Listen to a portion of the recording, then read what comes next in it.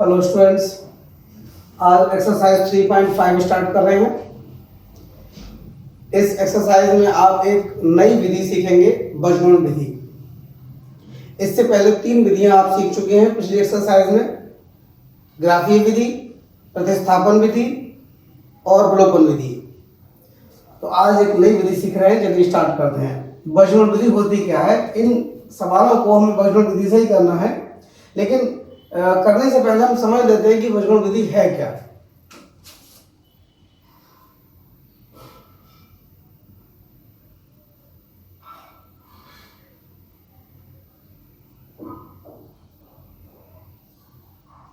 देखिए, 2 समीकरण लिख रहे हैं हम।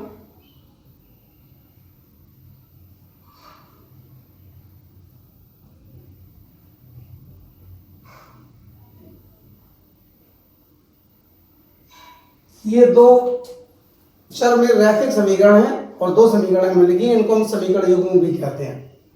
यहाँ पर 2 चर हैं, x और y, और ये a1, b1 और c1, a2, b2 और c2 ये अचर हैं। ये कोई भी वास्तविक संख्याएं हो सकती हैं। तो सबसे इस विधि को समझने के लिए आप ऐसा करिए, सबसे पहले लिखिए b1, c1, a1, b1। b1 से स्टार्ट करिए, b1, c1 और c1 के बाद फिर से आ जाइए a1, b1। b1 से शुरू करके b1 पे खत्म करिए, b, c, a, b order में चलिए। अब इसी के नीचे एक और लिख लीजिए b2, बस 1 की जगह 2 कर दीजिए, c2, a2, b2। b2 से स्टार्ट, b2 पे खत्म, b, c, a, b, b, c, a, b। ऊपर वाले में 1, नीचे वाले में 2। यानी यहां बी से शुरुआत करेंगे और ऑर्डर में चलेंगे। बी के बाद सी आएगा, सी के बाद ए आएगा, ए के बाद बी आएगा। इसके बाद हम क्या करेंगे, यहां पर B1 को C1 से मिलाएंगे, B1 को C2 से, और B2 को C1 से, और इसके ऊपर लिख देंगे X, और C1 को मिलाएंगे A2 से, और C2 को मिलाएंगे A1 से, और यहां लिख देंगे Y, और A1 को मिलाएंगे B2 से, और A2 को मिलाएंगे B1 से, और यहां पर लिख देंगे 1। अब बजगुण विधि होती क्या है कि x के बटे में लिखेंगे इन दोनों की गुणा, अर्थात B1 C2 की गुणा माइनस B2 C1। इसके बाद लिखेंगे y के बटे में लिखेंगे C1 A2 minus C2 A1। अब लिखेंगे 1, और 1 के बटे में लिखेंगे A1 B2 minus A2 B1। इस तरह हमने लिख लिया। यही पहले हम सबसे पहले लेफ्ट वाले एरो से स्टार्ट करेंगे, माइनस राइट वाले एरो के दोनों तरफ जो है गुणांक, हमारे इन दोनों गुणांकों की गुणा करेंगे, और माइनस में दाएं पर, मतलब बाएं वाले एरो से शुरुआत करेंगे और दाएं वाले को माइनस करेंगे। इस तरह से हमने ये लिख लिया। इसमें हम क्या करेंगे, अभी एक क्वेश्चन करेंगे, उनको इसी तरह लिख लेंगे और इसी तरह हम उनको सरल करेंगे। फिर एक बार पहले और तीसरे भाग को लेकर x का मान आ जाएगा, और एक बार दूसरे और तीसरे भाग को बराबर रखेंगे और सरल करेंगे तो उससे y का मान आ जाएगा। इस तरह से हमारे a और b के मान आ जाएंगे। चलिए पहला क्वेश्चन स्टार्ट करते हैं। ये जो है हमारा पहला पार्ट, इसकी दोनों समीकरणों को हम लिख ले रहे हैं। एक बार लिखने से पहले पढ़ लेते हैं कि क्या कह रहे हैं कि निम्नलिखित रैखिक समीकरणों के युग्मों में से किसका एक अद्वितीय हल है, किसका कोई हल नहीं है, या किसके अपरिमित रूप से अनेक हल है। अद्वितीय हल की स्थिति में उसे बजगुण विधि से ज्ञात कीजिए। देखिए, पहले तो हमें चेक करना है कि इसका अद्वितीय हल है या कोई हल नहीं है या अनेक हल है, और अगर अद्वितीय हल है तो केवल उस स्थिति में हमें इसको बजगुण विधि से हल करना है, और अगर इसका हल अद्वितीय नहीं है तो हमें हल ही नहीं करना है, बस बता देना है कि किसका कोई हल नहीं है या इसके अपरिमित रूप से अनेक हल है। तो देखिए, इसके लिए तीनों विधियां हमने नीचे लिखी हुई हैं, आप देख सकते हैं। इसकी 3 कंडीशंस होती हैं जो हर बार वीडियो में आपको बताता हूं कि यदि A1 बटे A2 बराबर नहीं है B1 बटे B2 तो उस समय अद्वितीय हल होगा और समीकरण युग्म संगत होगा। और उस समय अगर हम रेखाओं की बात करें तो वो प्रतिच्छेदी रेखाएं होंगी। और यदि A1 बटे A2 बराबर B1 बटे B2 बराबर C1 बटे C2 तो अपरिमित रूप से अनेक हल होंगे, और उस समय भी समीकरण युग्म संगत होगा, और इस केस में दोनों रेखाएं संपाती होंगी। और यदि A1 बटे A2 बराबर B1 बटे B2 बराबर नहीं है C1 बटे C2 तो कोई हल नहीं होगा, अर्थात समीकरण युग्म असंगत होगा, और इस केस में दोनों रेखाएं पैरेलल अर्थात समांतर होंगी। तो चलिए अब हमने ये बात समझ ली है, तो सबसे पहले हमें ये कंडीशन चेक करके देखनी है कि अगर अद्वितीय हल की स्थिति है तब तो हमें उसे बॉयलर विधि से सरल हल करना है, अन्यथा नहीं करना है। तो पहले हम समीकरण लिख ले रहे हैं, इसमें x माइनस 3y माइनस 3 बराबर 0, इसको समीकरण 1 मान ले रहे हैं, और दूसरी है 3x माइनस 9y माइनस 2 बराबर 0, इसको समीकरण 2 मान ले रहे हैं। अब दोनों समीकरणों की व्यापक समीकरण से तुलना करेंगे तो लिखेंगे समीकरण 1 की तुलना, समीकरण 1 की तुलना व्यापक रैखिक समीकरण,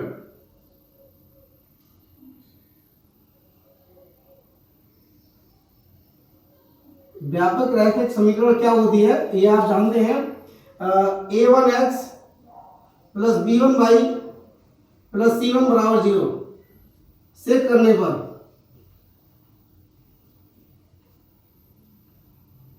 चलो कर दो समीकरण की तुलना। तो a1 जो है हमारा है कि a1 है x का गुणांक, और यहाँ पर x का गुणांक कुछ नहीं है तो 1 माना जाएगा, और b1 y का गुणांक 3 की वजह -3 लेंगे, चिन्ह भी हमें लेना होता है, तो b की वैल्यू हो गई -3, और c1 बराबर हो जाएगा -3। ये हमें a1 b1 c1 मिल गए। ऐसे दूसरी समीकरण से मिल जाएंगे हमें a2 b2 c2। समीकरण 2 की तुलना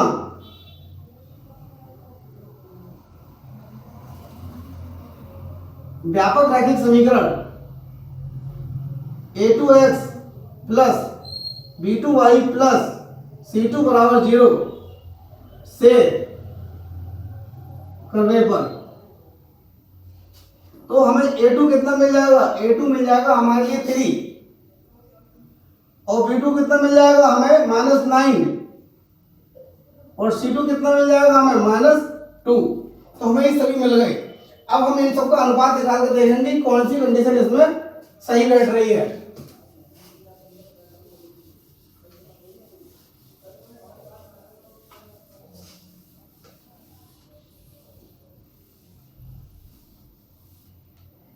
देखिए अब हम लिखेंगे a1 बटे a2 का मान देखते हैं क्या आएगा। a1 का मान है हमारा 1 और a2 का मान है हमारा 3।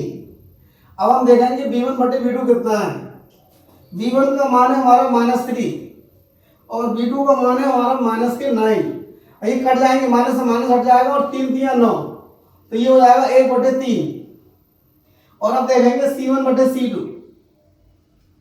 c1 का मान है हमारा -3 और c2 का मान है हमारा -2, माइनस से माइनस हट जाएगा, तो ये आएगा 3 बटे 2। अब आप देखिए a1 बटे a2 बराबर है b1 बटे b2 के। यहां a1 बटे a2 बराबर है b1 बटे b2, लेकिन बराबर नहीं है c1 बटे c2, क्योंकि ये 1 बटे 3 है और ये 3 बटे 2 है, तो ये बराबर नहीं है। तो लिख देंगे ये बराबर नहीं है c1 बटे c2। अब देखेंगे कि ये कंडीशन है कौन सी, ये कंडीशन है तीसरी वाली, और इस केस में कोई हल नहीं है, अर्थात समीकरण युग्म असंगत है, इसमें कोई हल नहीं है। तो लिख देंगे अतः दिए हुए समीकरण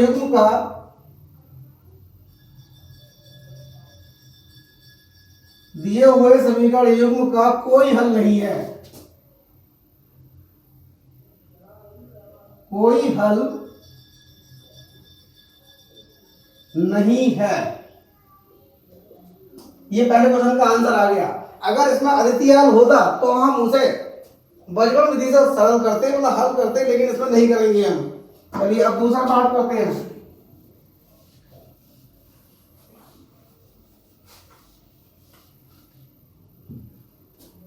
देखिए अब दूसरा पार्ट, पहले का दूसरा पार्ट, दोनों समीकरणों को लिख लेते हैं। 2x प्लस y, ये जो इक्वल टू 5 है इसको y तरफ ले आएंगे तो ये हो जाएगा -5 इक्वल टू 0। इसे मान लिया समीकरण नंबर 1। अब दूसरी समीकरण है 3x प्लस 2y और 8 को उधर ले आएंगे तो -8 हो जाएगा बराबर 0। ये हो गई समीकरण नंबर 2। अब जैसे अभी हमने तुलना करी थी तो आप लिखेंगे, मैं डायरेक्ट लिख दे रहा हूँ, a1 का मान 2 होगा, b1 का मान 1 होगा और c1 का मान -5 होगा। लेकिन आपको लिखना पड़ेगा कि समीकरण 1 की तुलना व्यापक रैखिक समीकरण से करने पर, समीकरण 2 की तुलना व्यापक रैखिक समीकरण से करने पर। तो आपको बात पूरी लिखनी है जैसी मैंने पहले पार्ट में लिखी थी, लेकिन मैं यहाँ पर डायरेक्ट लिख दे रहा हूँ। समीकरण 1 से देखिए a1 का मान कितना है 2, आप देखिए x का गुणांक, और b1 का मान कितना है 1, भाई का गुणांक कुछ नहीं है तो 1 है, और c1 का मान कितना है -5। और समीकरण 2 से, मतलब मैं तुलना करके लिख रहा हूं, समीकरण 2 से देखिए a2 का मान कितना है, a2 का मान है 3 और b2 का मान है 2 और c2 का मान है -8। अब हम यहाँ पर ये अनुपात को देखेंगे कि क्या कौन सी कंडीशन पर बैठ रही है। यहाँ पर a1/a2 बराबर है 2/3 और b1/b2 बराबर है 1/2 और c1/c2 बराबर है -5/-8, माइनस से माइनस हट जाएगा और ये हो जाएगा 5/8। अब आप देखिए यहाँ पर लिखेंगे a1/a2। अब देखिए क्या a1/a2 और b1/b2 बराबर है, नहीं है, ये 2/3 है और ये 1/2 है, तो ये बराबर नहीं है b1/b2 के। ठीक है, अब तीसरा क्या करने की जरूरत नहीं है, क्योंकि जो हमारी पहली कंडीशन है उसमें केवल पहले 2 बातों से यह पता चल जाता है कि ये अद्वितीय हल है। तो यहाँ क्लियर हो गया कि इस समीकरण युग्म का अद्वितीय हल है, अर्थात ये समीकरण युग्म संगत है। तो इस क्वेश्चन को हम बचपन विधि से हल करेंगे और एक्स वाई के मान निकालेंगे। तो लिख देंगे अतः दिया हुआ समीकरण युग्म, दिया हुआ समीकरण युग्म संगत है और उसका अद्वितीय हल है, और उसका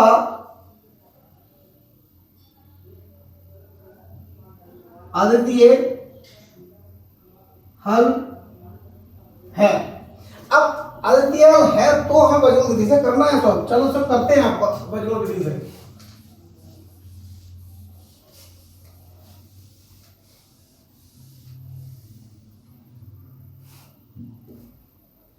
हमने आपको बताया था कि b1 c1 a1 b1 लिखना है हमें, तो b1 की शुरुआत यहाँ पे क्या, b1 की वैल्यू है हमारी 1 और फिर है -5 और फिर है 2, फिर है 1, फिर है 2 और फिर है 1।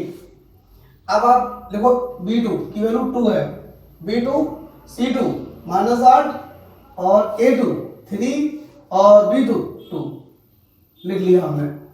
अब यहाँ पे लिखो x और यहाँ पे लिखो y और यहाँ पे लिखो 1।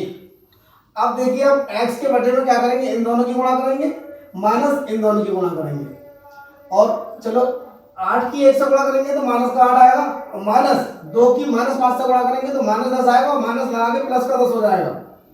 अब आप देखिए y के बटे में इन दोनों की गुणा करेंगे माइनस इन दोनों की गुणा करेंगे, देखो -5 की 3 से गुणा करेंगे तो -15 हो जाएगा, और -8 की 2 से करेंगे तो -16 होगा, -1 -6 तो 16 प्लस के हो जाएंगे। अब आप देखिए इसके बटे में क्या करेंगे, 1 के बटे में 2 की 2 से गुणा करेंगे 4 हो जाएगा, और -3 की 1 से गुणा करेंगे 3 हो जाएगा। अब इसको थोड़ा सा और सरल करेंगे, x बटे 10 में से 8 घटाएंगे 2 आएगा, और 16 में से 15 घटाएंगे 1 आएगा, और 1 में से 4 में से 3 घटाएंगे तो 1 आएगा। एक बार फिर से समझ लो चलो, तो आप देखिए 1 की -8 से गुणा करेंगे -8 आ गया, और 2 की -5 से गुणा करेंगे -10 हो जाएगा, तो एक माइनस ये वाला और एक माइनस ये वाला प्लस का हो गया। अब y के बटे में -5 की 3 से गुणा करेंगे -15 हो गया, और -8 की 2 से करेंगे तो -16, एक माइनस ये और एक माइनस ये प्लस का हो गया, प्लस का 16। अब इसके बटे में लिखेंगे 2 की 2 से गुणा करेंगे 2 दूनी 4 और 3 की 1 से गुणा करेंगे 3, यानी पहले बाएं वाला 3 लिखेंगे गुणा करेंगे फिर दाएं वाले की करेंगे लिखेंगे, और बीच में माइनस लगता है, एक माइनस और आ जाएगा तो प्लस हो जाता है। तो इसको हमने सरल कर लिया। अब इसको हम और सरल करते हैं, एक्स वाई के मान हमारे आ जाएंगे, बहुत ही आसान विधि है ये, इससे एक्स वाई के मान तुरंत आ जाते हैं। एक बार पहले और तीसरे को बराबर रखेंगे, पहले और तीसरे भाग को बराबर करने पर, तीसरे भाग को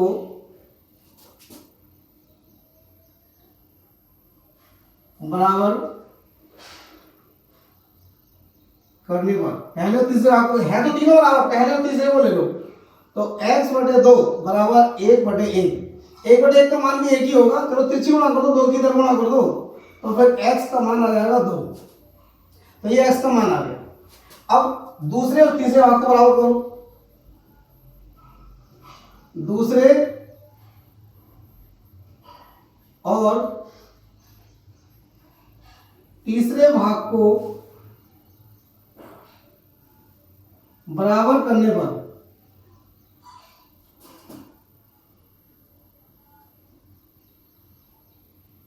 देखो दूसरा और तीसरा, दूसरा है y/1 और ये भी है y1/1, तो y बराबर क्या आ गया, ऐसे 1 आ गया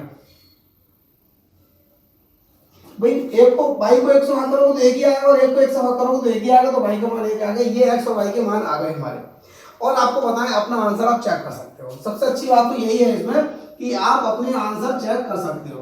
देखो चेक कर रहे हैं हम, x y के मान LHS में रख के देख लो, RHS आ जाती है तो हमारा आंसर सही है। x बराबर 2 y बराबर 1 समीकरण 1 में रखने पर, समीकरण 1 में 1 की LHS में रखने पर, 1 की LHS में रखने पर, LHS में रखने पर देखो LHS हमारी 2x प्लस वाई, तो 2 और x का मान है 2 और प्लस y का मान है 1, 2 दूनी 4, 4 प्लस है कितना आ गया 5, और 5 ही हमारा क्या RHS है। अर्थात हमने अपना आंसर चेक भी कर लिया, हमारा आंसर सही है। इसी तरह हम चाहे तो दूसरी समीकरण में भी रख के देख ले तो हमारा 8 आ जाएगा, क्योंकि जब x का मान 2 रखेंगे तो 3 दूनी 6 हो जाएगा, और y का मान 1 रखेंगे तो 2 एकम 2, 6 और 2 8, ये भी हमारा सत्य हो जाएगा, अर्थात हमारा आंसर सही है। चलो अब हम करते हैं तीसरा पार्ट।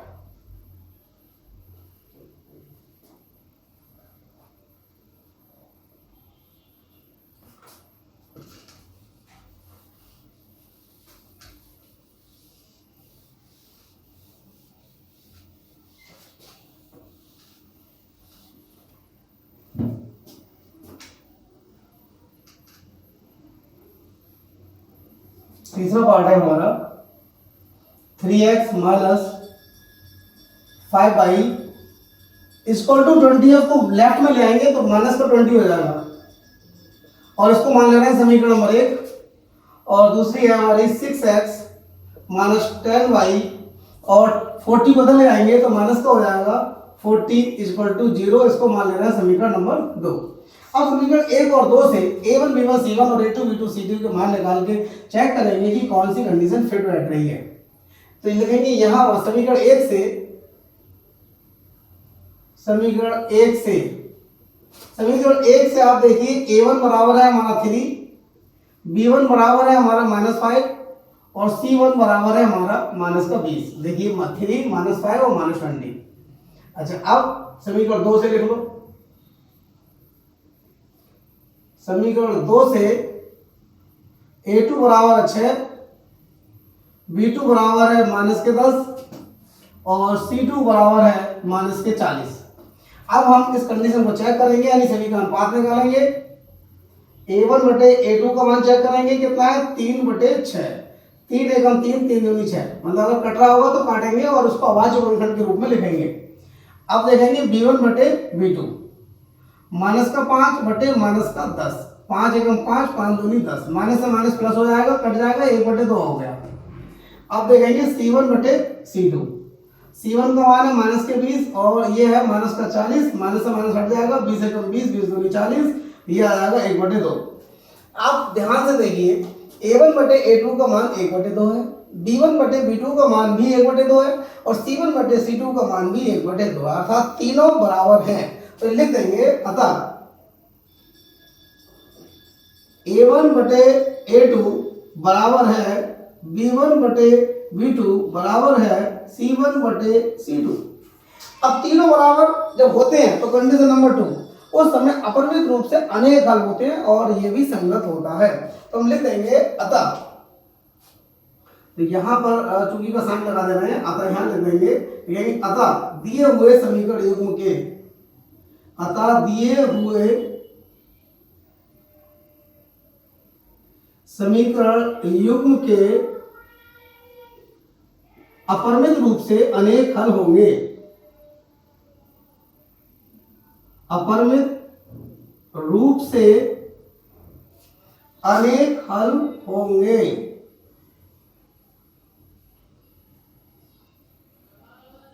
अब आप देखिए, हमने यहां पर क्वेश्चन में कहा है कि अगर अद्वितीय हल है तभी उसको वज्रमुक्ति से करना है, और अगर अपरिमित रूप से अनेक हल तब भी हमें इसको हल नहीं करना है, अनेक हल हमें नहीं बताने कौन से होंगे, बस हमारा आंसर आ गया इतना।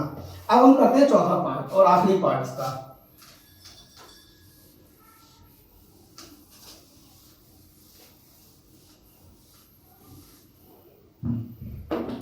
देखिए चौथे पार्ट में हमारा है x माइनस 3y माइनस का 7 इक्वल टू 0, और है दूसरी 3x minus 3y minus 15 equal to 0। ये समीकरण नंबर 1 हो गई और ये समीकरण नंबर 2 हो गई। अब हम लिखेंगे समीकरण 1 से।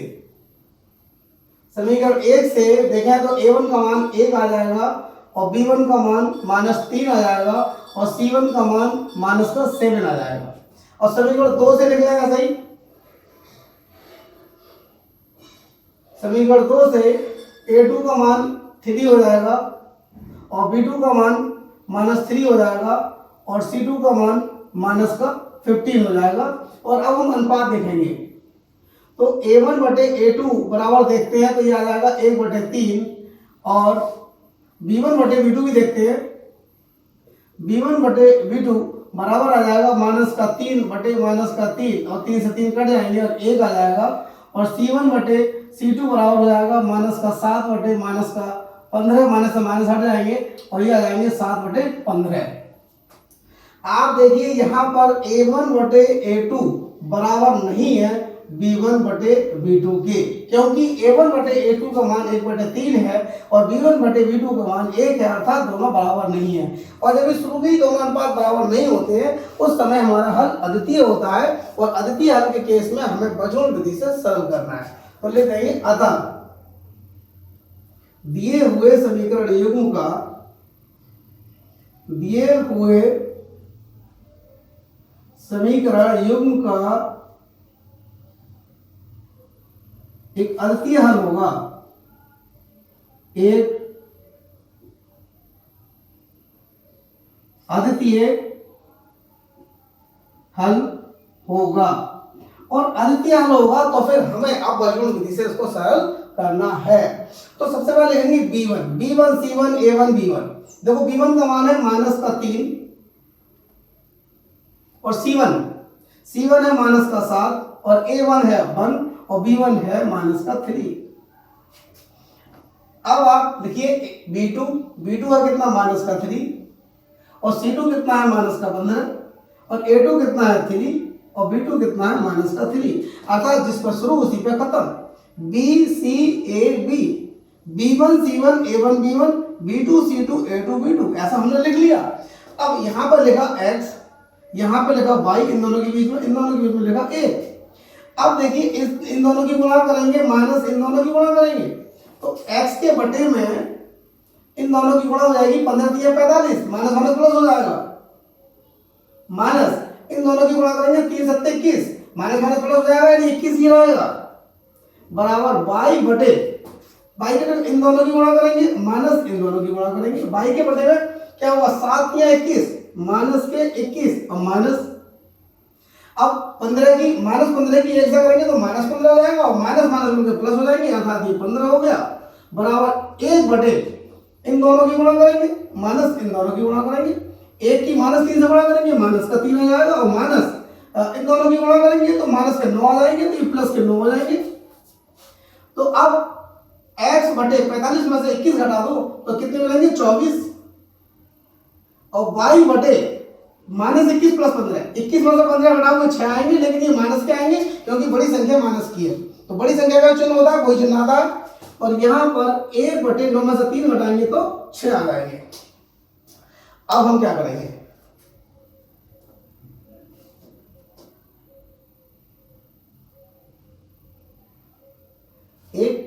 सही है ये।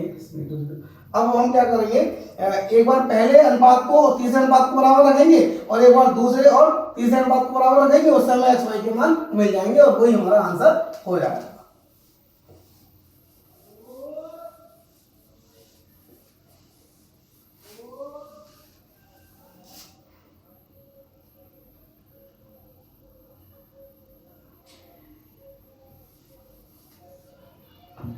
अब देखिए, पहले और तीसरे अनुपात को बराबर करने पर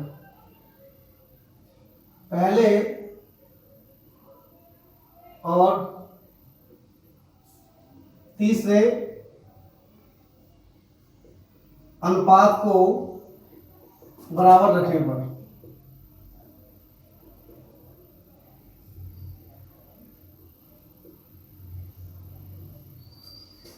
क्या ना रखो, x/24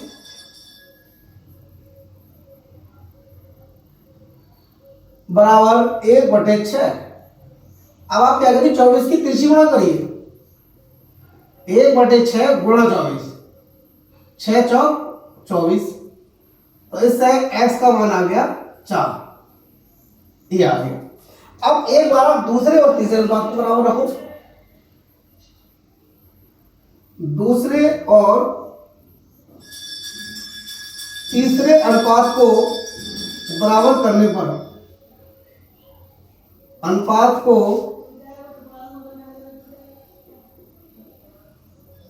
बराबर करने पर, चलो बराबर कर देते हैं, तो ये है y/-6 बराबर 1/6, तिरछी गुणा करते हैं तो y बराबर हो जाएगा 1/6 गुणा -6, और 6 से 6 कट जाएगा और y का मान आ जाएगा -1। तो देखो भाई, x और y दोनों के मान आ गए, आंसर तो हमारा आ गया। और अपना आंसर आप चेक भी कर सकते हैं कि सही है या गलत है। चलो चेक कर ले रहे हैं, चेकिंग मतलब x y के मान समीकरण 1 में रख के देख ले रहे हैं, अगर 0 आ गया तो हमारा आंसर सही है।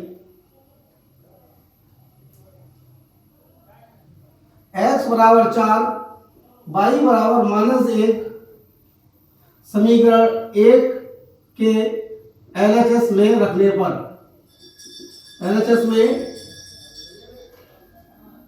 रखने पर चलिए रखिए, x का मान कितना आया है 4, -3, और y का मान कितना है -1 और -7।